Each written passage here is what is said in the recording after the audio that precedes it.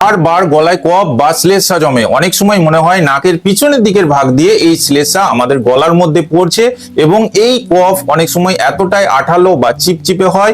এটাকে পরিষ্কার করার জন্য আমাদের বারবার এইভাবে গলাটাকে ঝাঁকিয়ে পরিষ্কার করে নিতে হয়। সঙ্গে হালকা গলা ব্যথা, গলার মধ্যে একটা খুসখুসে ভাব, হালকা শুকনো কাশি, এই ধরনের সমস্যাগুলো জড়িত থাকে এবং কয়েক লক্ষ মানুষ আছেন যারা এই সমস্যায় ভুগছেন কনস্ট্যান্টলি, ক্রমাগত। এই সমস্যা থেকে তারা কোনো রকম ভাবেই বেরোতে পারছেন না। স্বাস্থ্য পরিষেবায় এটাকে বলা হয় পিএনডি অর্থাৎ পোস্ট নাজাল ড্রিপ। বন্ধুরা, আজকে এই ভিডিওর মধ্যে আপনাদের বলবো এই যে গলায় কফ জমার সমস্যা আছে এটা কেন হয়, এর কারণ কি কি এবং ঘরোয়া উপায়ে আপনারা খুব সহজেই এটাকে চিরস্থায়ী সমাধান কিভাবে করতে পারবেন সেই সম্পর্কে ডিটেলস আজকে এই ভিডিওর মধ্যে আপনাদের বলবো।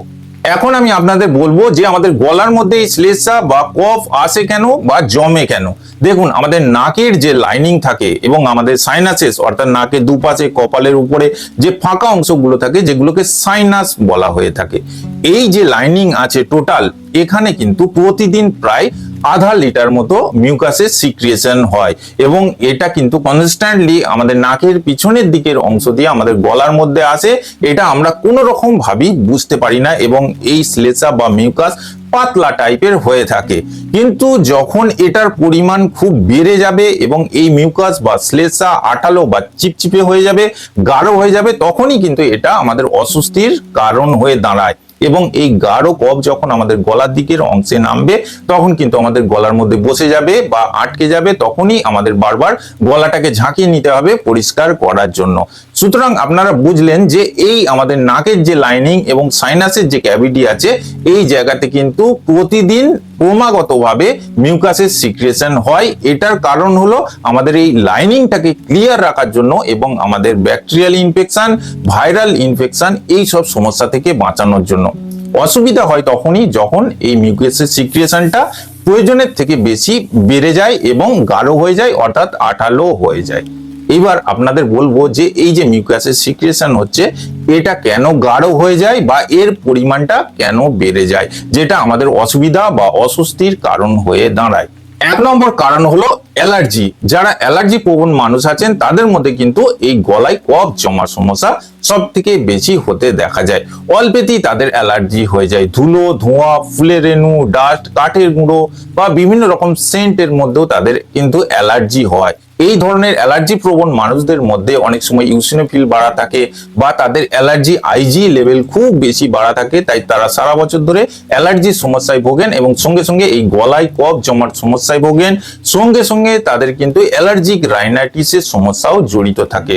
অনেকের দেখবেন নাকের মধ্যে ধুলো, ধোঁয়া ঢুকলে বা অল্প ঠান্ডা লাগলে, গরম লাগলে সমস্ত অবস্থাতেই কিন্তু তাদের হাঁচি শুরু হয়ে যায়, নাক দিয়ে জল ঝরে, চোখ লাল হয়ে যায়, প্রচন্ড অ্যালার্জি হয়ে যায়। এই ধরনের মানুষদের মধ্যে কিন্তু ন্যাসাল ক্যাভিটি বা আমাদের সাইনাসের যে ক্যাভিটি আছে সেই জায়গায় মিউকাসের নর্মাল যে সিক্রিয়েশন আছে তার থেকে বেশি পরিমাণে সিক্রিয়েশন হতে দেখা যায়। আর এই ধরনের মানুষদের মধ্যে নাকের পিছনের দিকের ভাগ দিয়ে এই মিউকাস কিন্তু আমাদের গলার মধ্যে বেশি পরিমাণে পরে এবং এটা ঠিক হয়ে যায় অর্থাৎ গাঢ় হয়ে যায়। তাই যারা অ্যালার্জি প্রবণ মানুষ, যাদের অ্যালার্জির সমস্যা আছে, তাদের ক্ষেত্রে কিন্তু এই গলায় কফ জমার সমস্যা সব থেকে বেশি হতে দেখা যায়।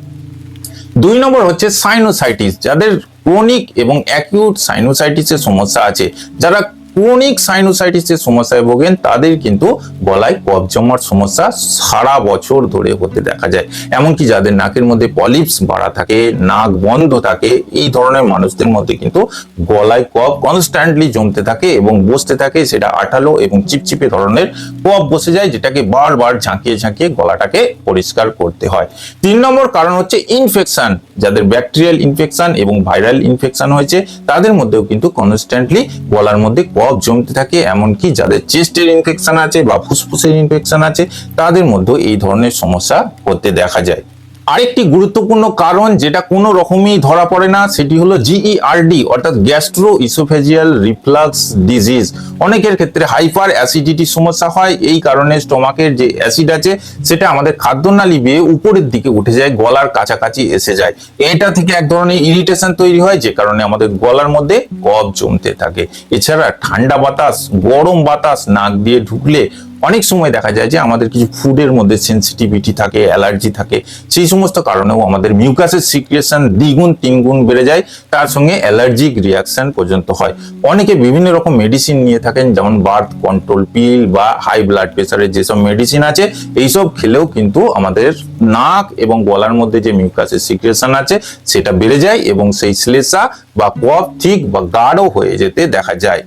সুতরাং আপনারা বুঝলেন যে এই 5 থেকে 7টি কারণ আছে, যে কারণগুলোর জন্য আমাদের গলার মধ্যে বারবার কফ জমে এবং সেটা আমাদের পরিষ্কার করতে হয়। এটা আমাদের গলার মধ্যে এক ধরনের ইরিটেশন তৈরি করে, খুসখুসে ভাব তৈরি করে, শুষ্ক কাশি হয়, অনেক সময় হালকা গলা ব্যথা হয়। তবে মেজর যে কারণটা আছে, যাদের লং টার্মে এই গলায় কফ জমার সমস্যা থাকে, তাদের মধ্যে অ্যালার্জি, অ্যালার্জিক রাইনাইটিস এবং ক্রনিক সাইনোসাইটিস, এই 3টে মূল বা প্রধান কারণ জড়িত থাকে।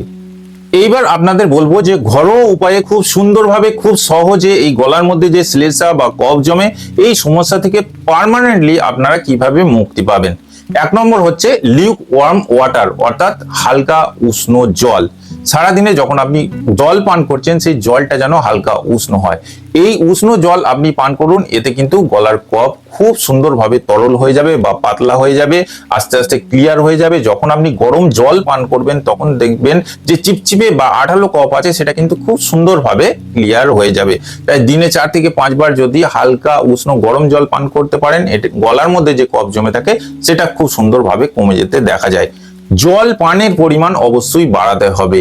প্রতিদিন 3 থেকে 4 লিটার জল পান করতে হবে। শরীরে যখন জলের পরিমাণ কমে যায়, ডিহাইড্রেশন তৈরি হয়, তখন এই যে মিউকাস যেগুলো পাতলা থাকে সেগুলো কিন্তু গাঢ় বা আঠালো হয়ে যায়, গলার মধ্যে বসে যায় বা চিপকে যায়। যখন আপনি পরিমিত পরিমাণ জল পান করবেন, এই মিউকাস কিন্তু ধীরে ধীরে পাতলা হয়ে যাবে, আপনার অস্বস্তির কারণ হবে না, গলা ক্লিয়ার থাকবে, পরিষ্কার থাকবে। তাই প্রতিদিন 3 থেকে 4 লিটার জল পান করতে হবে এবং এই জল যদি হালকা উষ্ণ বা গরম হয়, সেই ক্ষেত্রে কিন্তু সোনাই সোহাগা অর্থাৎ খুব ভালো হয়। আপনার এই গলায় কফ জমার সমস্যা কিন্তু ধীরে ধীরে ক্লিয়ার হয়ে যাবে। 3 নম্বর ঘরোয়া উপায়টিকে অবলম্বন করার জন্য আমাদের 2টি জিনিসের প্রয়োজন হবে এবং এটা খুবই এফেক্টিভ। 1 নম্বর হলো মধু, 2 নম্বর হচ্ছে গোলমরিচের গুঁড়া। 1 চামচ মতো মধু নিন এবং তার মধ্যে 2 থেকে 3 চিমটি মতো বা 3 চুটকি মতো গোলমরিচের গুঁড়া মিশিয়ে সেটা চেটে চেটে আপনি দিনে 4 থেকে 5 বার খেতে পারেন। এতে কিন্তু গলার মধ্যে যে ইরিটেশন হচ্ছে বা খুসখুসে ভাব হচ্ছে, শুষ্ক কাশি হচ্ছে বা শ্লেষা জড়িয়ে যাচ্ছে, এই সমস্যাটা থেকে কিন্তু আপনি তাৎক্ষণিকভাবে মুক্তি পাবেন। এবং এটা আপনি তখনই করবেন যখন আপনার গলার মধ্যে প্রচন্ড ইরিটেশন হচ্ছে বা কফ বসে গেছে, আপনি সেটাকে ক্লিয়ার করতে পারছেন না। মধুর মধ্যে সুথিং এফেক্ট আছে, যেটা আমাদের গলাকে খুব সুন্দরভাবে পরিষ্কার করে এবং গোলমরিচের মধ্যে বিভিন্ন রকম আয়ুর্বেদিক প্রপার্টি আছে, যেগুলো আমাদের কফকে ক্লিয়ার করতে সাহায্য করে। 3 নম্বরে আপনাদের বলবো হলুদ এবং দুধের কথা। দুধের মধ্যে হলুদের গুঁড়া মিশিয়ে রাতে যদি একবার করে পান করতে পারেন, সেক্ষেত্রে কিন্তু আমাদের গলার মধ্যে এই যে কফ জমার সমস্যা বা পোস্ট নাজাল ড্রিপের সমস্যা কিন্তু সম্পূর্ণভাবে সেরে যেতে দেখা যায়। তবে এটাকে কিন্তু কন্টিনিউ করতে হবে। 1 গ্লাস লিউক ওয়ার্ম মিল্কের মধ্যে বা 1 গ্লাস উষ্ণ দুধের মধ্যে আপনি হাফ চামচ মতো হলুদের গুঁড়া মেশাবেন এবং তার মধ্যে 2 চুটকি মতো গোলমরিচের পাউডার মেশাবেন। মিশিয়ে আপনি প্রতিদিন রাত্রে একবার করে পান করুন। এতে কিন্তু আপনার পোস্ট নাজাল ড্রিপের সমস্যা সম্পূর্ণভাবে ক্লিয়ার হয়ে যাবে। তবে এটা কিন্তু কন্টিনিউয়াসলি আপনাকে 1 থেকে 1.5 মাস পান করতে হবে, কারণ টারমারিক পাউডারের মধ্যে একটি কম্পাউন্ড থাকে যেটার নাম হচ্ছে কারকিউমিন, যেটার মধ্যে অ্যান্টি ইনফ্লেমেটরি প্রপার্টি থাকে, অ্যান্টি ব্যাকটেরিয়াল প্রপার্টি থাকে, যেটা আমাদের মিউকাসকে খুব সুন্দরভাবে ক্লিয়ার করতে এবং ইনফেকশন থাকলে সেই সমস্যাটাকে ক্লিয়ার করতে বা ইনফ্লামেশন থাকলে সেটাকেও ক্লিয়ার করতে সাহায্য করে খুব দ্রুত। 4 নম্বরে আপনাদের বলবো আদার কথা। আদার মধ্যে অ্যান্টি ইনফ্লেমেটরি প্রপার্টি থাকে এবং অ্যান্টি ব্যাকটেরিয়াল প্রপার্টি থাকে। ছোট্ট ছোট্ট করে আদার টুকরো করে নিন এবং 1 গ্লাস জলের মধ্যে দিয়ে সেটাকে কিছুক্ষণ ধরে ফোটান। যখন সেই জলটা অর্ধেক হয়ে যাবে, সেটাকে আপনি ছেঁকে নিন এবং তার মধ্যে প্রয়োজন মতো অর্থাৎ 1 থেকে 1.5 চামচ মতো মধু মিশিয়ে আস্তে আস্তে চায়ের মতো করে সেটাকে আপনি পান করতে পারেন দিনে 2 থেকে 3 বার। এতেও কিন্তু আমাদের এই পিএনডির সমস্যা খুব সুন্দরভাবে ক্লিয়ার হয়ে যেতে দেখা যায়। 6 নম্বরে আপনাদের যে রেমেডিটির কথা বলবো, এটা অত্যন্ত এফেক্টিভ এবং খুবই কাজের। যখন আপনি কর্মক্ষেত্রের মধ্যে যাচ্ছেন, অফিসে আছেন সেই সমস্ত ক্ষেত্রে বা আপনার কাজের জায়গায় আছেন সেই সমস্ত ক্ষেত্রে যদি গলার মধ্যে কনস্ট্যান্টলি এই মিউকাস বা কফ জমে এবং সেটা বারবার এইভাবে পরিষ্কার করতে হয়, এটা কিন্তু অস্বস্তি বা অসুবিধার কারণ হয়ে দাঁড়ায়। এমত অবস্থায় আপনি করবেন কি, পকেটের মধ্যে 2 থেকে 4টি লবঙ্গ রাখবেন ফুল সমেত। এই লবঙ্গ অত্যন্ত কার্যকরী গলায় যে কফ বা শ্লেষ্মা জমে এটাকে ক্লিয়ার করার জন্য। লবঙ্গের মধ্যে কিন্তু অ্যান্টি ইনফ্ল্যামেটরি প্রপার্টি থাকে এবং এটা ব্যাকটেরিয়া নাশক হয়ে থাকে। আমাদের রেসপিরেটরি ট্র্যাকের যে কোনো সমস্যার ক্ষেত্রে লবঙ্গ বা ক্লোভস কিন্তু খুবই উপকারী। যখন আপনার এই গলায় কফ জমার সমস্যা হবে বা বারবার গলার মধ্যে ইরিটেশন হবে বা চিপচিপে আঠালো কফ জড়িয়ে যাবে, তখন আপনি 2টি ফুল সমেত লবঙ্গ মুখের মধ্যে দিয়ে হালকা হালকা করে ক্রাশ করবেন এবং সেটাকে চুষে চুষে খাবেন। দেখবেন মুহূর্তের মধ্যে গলার মধ্যে যে মিউকাস বা কফ জড়িয়েছিল সেটা কিন্তু ক্লিয়ার হয়ে গেছে এবং সঙ্গে সঙ্গে কিন্তু আপনি কমফর্ট ফিল করবেন বা আরাম পেয়ে যাবেন এবং টানা 6 থেকে 7 ঘন্টা গলার মধ্যে এই কফ জড়িয়ে যাওয়া বা জমার সমস্যা আর থাকবে না। এটা পকেটের মধ্যে রেখে দেবেন এবং দিনে 2 বার করে খাবেন। দেখবেন 24 ঘন্টা আপনার কিন্তু এই গলার মধ্যে যে মিউকাস জমে যাওয়ার সমস্যাটাকে এটা কিন্তু একদমই থাকবে না। তো বন্ধুরা, আজকে এই ভিডিওর মধ্যে পিএনডি অর্থাৎ পোস্ট নাজাল ড্রিপ, যেটাকে স্বাস্থ্য পরিষেবায় বলা হয়ে থাকে, এর কারণ কি কি হতে পারে এবং ঘরোয়া উপায়ে কিভাবে এই গলায় কফ জমার সমস্যা থেকে আপনারা সম্পূর্ণভাবে মুক্তি পাবেন সেই সম্পর্কে একটি স্বচ্ছ ধারণা দেওয়ার চেষ্টা করলাম। আশা করছি আজকের ভিডিওটি আপনাদের ভালো লেগেছে। যদি ভালো লাগে অবশ্যই একটি লাইক করবেন আর এই ধরনের তথ্যপূর্ণ ভিডিওর জন্য আমার চ্যানেলটিকে সাবস্ক্রাইব করে পাশের বেল বাটনটি টিপে অল অপশনটি ক্লিক করে দেবেন।